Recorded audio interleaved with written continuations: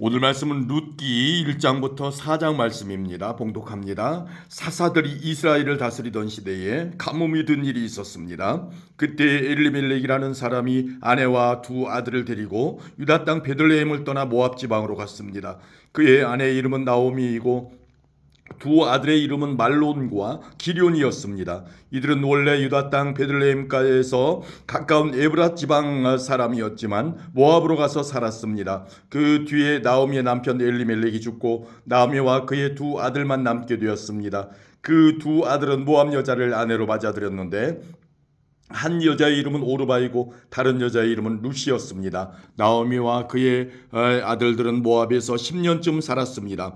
그러다 말론과 기럐마저 죽어버리자 나오미는 남편과 두 아들을 잃고 홀로 남게 되었습니다. 그러던 어느 날 나오미는 여호와께서 자기 백성을 돌봐 유다의 풍년이 들게 하셨다는 소식을 들었습니다. 그래서 모압을 떠나 고향으로 돌아갈 준비를 했습니다. 나오미의 두 며느리도 함께 떠날 준비를 했습니다. 그들은 살던 곳을 떠나 유다 땅으로 가려고 길을 나섰습니다. 나오미가 두 며느리에게 말했습니다. 너희는 각자 너희 어머니의 집으로 돌아가거라. 너희가 나와 죽은 내 아들을 잘 보살펴 주었으니 여호와께서 너희를 잘 돌보아 주시기를 바란다. 또 여호와께서 너희에게 새 남편과 새 가정을 주시기를 바란다. 이 말을 한 뒤 나오미가 작별을 하기 위해 며느리들에게 입을 맞추자 두 며느리는 큰 소리로 울었습니다. 며느리들이 나오미에게 말했습니다. 아닙니다. 우리도 어머니와 함께 어머니의 나라로 가겠습니다. 그러자 나오미가 말했습니다.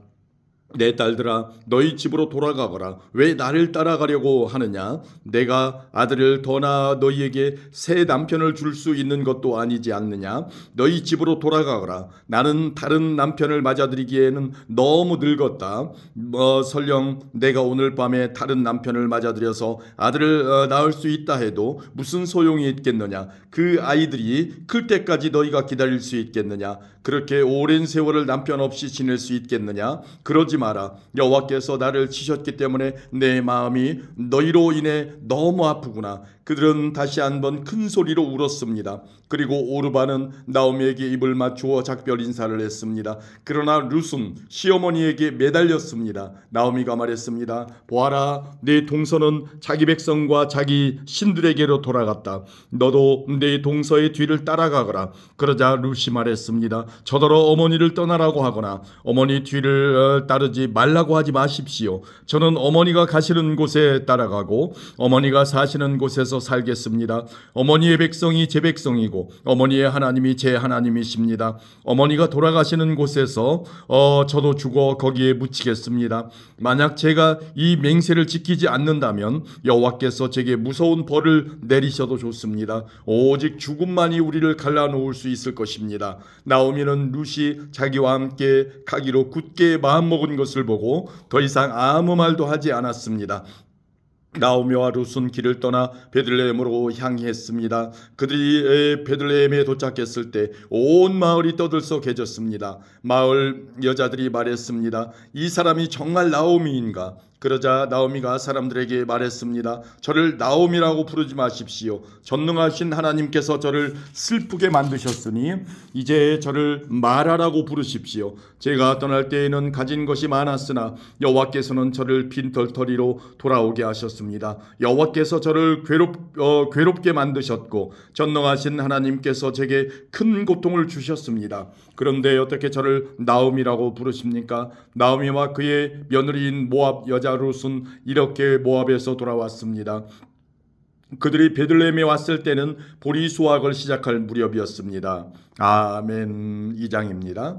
베들레헴에 보아스라는 유력한 사람이 살고 있었습니다. 보아스는 엘리멜렉 가문의 사람으로 나오미의 가까운 친척이었습니다. 어느 날 모압 여자 룻이 나오미에게 말했습니다. 밭에 나가게 해주십시오. 혹시 친절한 사람을 만나게 되면 그 사람이 밭에 떨어뜨린 이삭을 주워오겠습니다. 나오미가 말했습니다. 그래, 가보아라. 그래서 룻은 밭으로 나갔습니다. 그녀는 곡식을 거두는 일꾼들을 따라다니며 그들이 남긴 이삭을 주웠습니다. 마침 그 밭은 엘리멜렉 가문의 사람인 보아스의 밭이었습니다. 보아스가 베들레헴에서 와서 일꾼 일꾼들에게 인사하고 있었습니다. 여호와께서 그대들과 함께 계시기를 비내 일꾼들도 인사를 했습니다. 여호와께서 주인님께 복 주시기를 빕니다. 보아스가 일꾼들을 감독하는 자기 종에게 물었습니다. 저 여자는 어느 집 여자인가? 그 종이 대답했습니다. 저 여자는 나오미와 함께 모압 지방에서 온 모압 여자입니다. 일꾼들 뒤를 따라다니며 땅에 떨어진 이삭을 줍도록 해달라고 했습니다. 그녀는 잠시 오두막에서 쉰 것 말고는 아침부터 지금까지 계속 이삭을 줍고 있습니다. 보아스가 룻에게 말했습니다. 여인이여, 나의 말을 잘 들으시오. 이삭을 줍기 위해 다른 밭으로 가지 말고 여기에서 주우시오. 내 일꾼들 뒤만 따라다니시오. 그들이 가는 밭을 잘 보고 그 뒤를 따라가시오. 나의 일꾼들에게 당신을 건드리지 말라고 일러두었소. 목이 마르거든 물 항아리 있는 곳으로 가서 일꾼들이 기러운 물을 마시도록 하시오. 그러자 룻이 얼굴을 땅에 대고 절하며 보아스에게 말했습니다. 저는 이방 사람인데 어떻게 저 같은 사람에게 이런 은혜를 베푸시고 돌보아 주십니까? 보아스가 대답했습니다. 나는 당신 남편이 죽은 뒤에 당신이 시어머니에게 한 일을 들었소.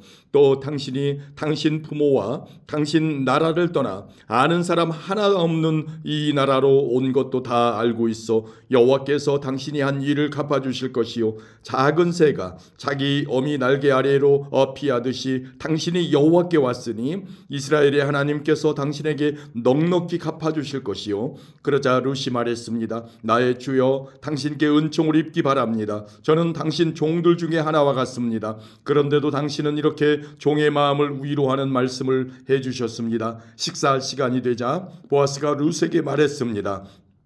이리로 오시오. 같이 먹읍시다. 자, 빵을 2초에 찍어 드시오. 룻이 일꾼들 옆에 앉자 보아스가 룻에게 볶은 곡식을 주었는데 룻이 배불리 먹고도 남을 정도로 많았습니다. 룻이 이삭을 주우려고 일어나자 보아스가 일꾼들에게 말했습니다. 저 여자가 곡식단 사이에서도 이삭을 주울 수 있도록 내버려 두고 쫓아내지 마라. 또 단에서 이삭을 조금씩 떨어뜨려서 저 여자가 주울 수 있게 하고 여자를 꾸짖지 마라. 룻은 저녁까지 그 밭에서 이삭을 주었습니다. 주운 이삭을 떨었더니 보리가 한 에바쯤 나왔습니다.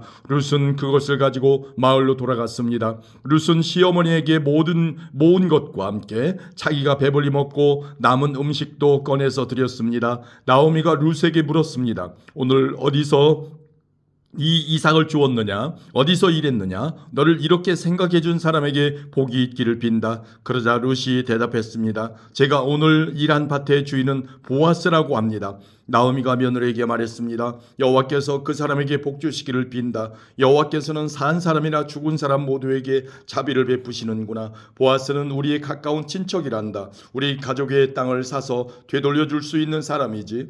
룻이 말했습니다. 보아스는 저에게 자기 일꾼들 가까이에서 계속 일하라고 했습니다. 수확이 끝날 때까지 그렇게 하라고 했습니다. 나오미가 며느리 룻에게 말했습니다. 그 사람의 여종들 가까이에서 일하는 것이 좋겠다. 내가 다른 밭에서 희롱을 당하지 않아도 되니 말이다. 룻은 보아스의 일꾼들 가까이에서 이삭을 주우며 시어머니를 모시고 살았습니다. 아멘. 3장입니다. 시어머니 나오미가 룻에게 말했습니다. 얘야, 너에게 알맞은 가정을 찾아봐야겠다. 너도 행복하게 살아야지. 내가 함께 일하고 있는 일꾼들의 주인인 보아스는 우리의 가까운 친척이란다. 그가 오늘 밤에 타작마당에서 일할 것이다. 너는 가서 목욕을 하고 몸에 향수를 발라라. 그리고 옷을 갈아입고 타작마당으로 내려가거라. 그 사람이 먹고 마시기를 끝낼 때까지 그의 눈에 띄지 않도록 주의해야 한다. 그가 잠자리에 들면 그가 누운 자리를 눈여겨보아 두었다가 그리로 가서 그의 발치이불을 들고 들어가서 누워라. 그러면 그가 네가 할 일을 일러줄 것이다. 룻이 대답했습니다. 어머님이 말씀하신 대로 하겠습니다. 룻은 다장마당으로 내려가서 시어머니가 일러준 대로 했습니다. 먹고 마시기를 마친 보아스는 기분이 좋아서 곡식더미 곁에 누웠습니다. 그러자 룻이 조용히 그에게 다가가 이불을 들고 그의 발치에 누웠습니다. 한밤중에 돌아눕던 보아스는 자기 발치에 어떤 여자가 누워있는 것을 보고 깜짝 놀랐습니다. 보아스가 누구시오? 하고 물었습니다. 룻이 대답했습니다. 저는 어른의 종 룻입니다. 어른의 이불로 제 몸을 덮어주십시오. 주인님은 저의 가족의 땅을 사서 돌려주실 분입니다. 보아스가 말했습니다. 여호와께서 당신에게 복 주시기를 바라오. 이번에 보여준 당신의 성실함은 당신이 지금까지 보여준 것보다 더 크오. 당신은 가난하든지 부유하든지 젊은 남자를 찾아갈 수도 있었는데 그러지 않았소. 이제는 걱정하지 마시오. 당신이 바라는 것을 다 해주겠소. 당신이 착한 여자라는 것은 우리 마을 사람들이 다 알고 있어. 또한 내가 당신 가족의 땅을 사서 돌려주어야 할 당신의 친척이라는 것도 사실이요. 하지만 당신은 나보다 더 가까운 친척이 있어. 오늘 밤은 여기서 지내시오. 아침이 되면 그 사람이 당신 가족의 땅을 사서 돌려줄 뜻이 있는지 알아보겠소. 만약 그가 책임을 진다면 그 사람 뜻에 따르겠소. 하지만 그가 당신 가족의 땅을 사서 돌려줄 뜻이 없다면 내가 그 일을 하겠소. 살아계신 여호와를 두고 맹세하오. 그러니 아침까지 여기에 누워 있으시오. 그리하여 룻은 새벽녘까지 그의 발치에 누워있다가 아직 어두워서 서로의 얼굴을 알아보기 힘든 때에 일어났습니다. 보아스가 종들에게 말했습니다. 이 여자가 여기 타작마당에 와 있었다는 것을 아무에게도 알리지 마라. 그런 뒤에 보아스가 룻에게 말했습니다. 당신이 입고 있는 겉옷을 가져와서 펼치시오. 룻이 겉옷을 펼치자 보아스가 거기에 보리 6되를 담아서 룻에게 주었습니다. 룻은 성으로 들어갔습니다. 룻이 돌아오자 시어머니가 물었습니다. 얘야 어떻게 되었느냐? 룻은 보아스가 한 일 모두를 시어머니에게 자세히 말했습니다. 어머니께 빈손으로 돌아가면 안 된다고 하면서 이렇게 보리 6되를 담아주었습니다. 나오미가 말했습니다. 얘야 일이 어떻게 될지 기다려보자꾸나. 보아스는 가만히 있지 않을 거야. 그는 오늘 안으로 이 일을 결정할 거다. 아멘. 4장입니다. 보아스가 성문에 올라가 앉아 있었습니다. 드디어 그가 말한 가까운 친척이 지나갔습니다. 보아스가 그를 불렀습니다. 여보시오, 이리 좀 와서 앉아보시오. 그러자 그 사람이 와서 앉았습니다. 또 보아스는 성에 있는 장로 10명을 불러 그 자리에 함께 앉도록 하였습니다. 보아스가 가까운 친척에게 말했습니다. 우리의 형제 엘리멜렉이 살아있을 때에 그는 땅을 가지고 있었소. 이제 모압 지방에서 돌아온 나오미에게 그 소유의 권한이 있어. 그래서 당신에게 이 말을 해야겠소. 여기에 앉아있는데 백성의 장로들 앞에서 내게 말해주시오. 그 땅을 사시오. 그 땅을 사들여 나오미에게 돌려줄 수 있는 첫 번째 사람은 당신이고 그 다음이 나요. 당신이 사지 않겠다면 내가 사서 돌려주겠소. 그러자 그 친척이 말했습니다. 내가 그 땅을 사서 돌려주겠소. 보아스가 말했습니다. 당신이 나오미의 땅을 사겠다면 죽은 사람의 아내인 모압 여자 룻을 아내로 맞아들여야 하오. 그렇게 해야 그 땅이 죽은 사람 집안의 땅으로 남게 돼요. 그러자 그 친척이 대답했습니다. 그렇다면 그 땅을 사서 돌려줄 수 없소. 그렇게 했다가는 내 재산만 손해볼까 염려되어 나는 그 땅을 사서 돌려주지 못하겠으니 당신이 그 일을 하도록 하시오. 옛날부터 이스라엘에서는 사람들이 물건을 바꾸거나 새로 살 때에 한 사람이 자기 신을 벗어서 다른 사람에게 주는 관습이 있었는데 그것으로 물건을 사고 파는 증거를 삼았습니다. 그 친척이 보아스에게 당신이 그 땅을 사시오 하면서 자기 신을 벗었습니다. 그러자 보아스가 장로들과 모든 마을 사람들에게 말했습니다. 여러분은 오늘 내가 나오미의 땅을 사는 일의 증인입니다. 나는 엘리멜렉과 기럨과 말론에게 속했던 모든 것을 사겠습니다. 그리고 말론의 아내였던 모압 여자 룻도 내 아내로 맞아들이겠습니다. 그렇게 되면 룻의 죽은 남편의 재산이 그의 집안에 그대로 남아있을 것입니다. 그리고 그의 이름이 그의 집안에서나 그의 땅에서 영원히 끊기지 않을 것입니다. 여러분 오늘 이 일의 증인입니다.